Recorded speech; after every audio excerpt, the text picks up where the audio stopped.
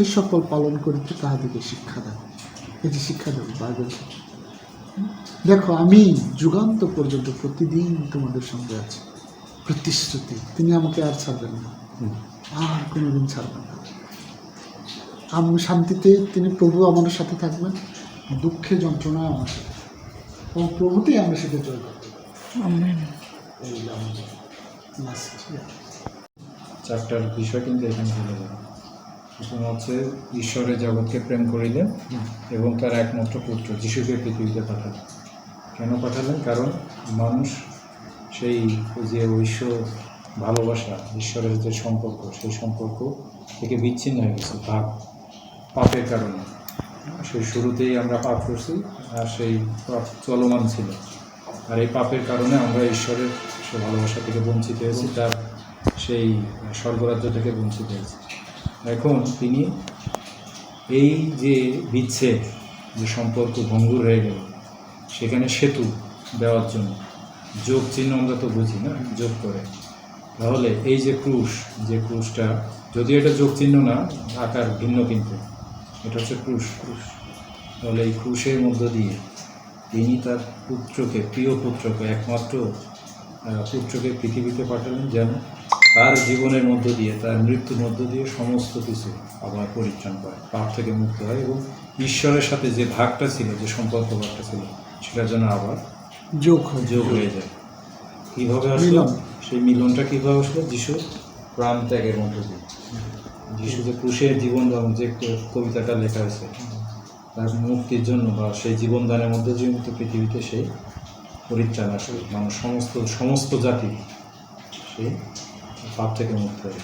এখন যে তোমার জীবনের জন্য এই পাপ মুক্ত করলো, নতুন জীবন দান করলো, অনন্ত জীবনের জন্য প্রস্তুত করলো, অনন্ত জীবন নিয়ে আসলো পৃথিবীতে, সেই যিশুকে তুমি কি তোমার জীবনে গ্রহণ করতে চাও কিনা?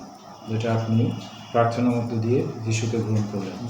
যদি কেউ চায় তাহলে আমরা প্রার্থনা, যখন যদি বলে হ্যাঁ আমি চাই, তখন এই যে প্রার্থনাটা আছে 10 পৃষ্ঠা, এই প্রার্থনার মধ্য দিয়ে আপনি সেটা করবেন। 10 পৃষ্ঠা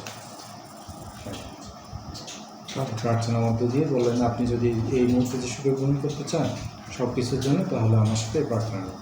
এটাই আপনি যিশুকে লাভ পেয়ে যাবেন। সেটা কিন্তু বিশ্বাস, সেই কথা লেখা আছে, বিশ্বাসের মধ্য দিয়ে।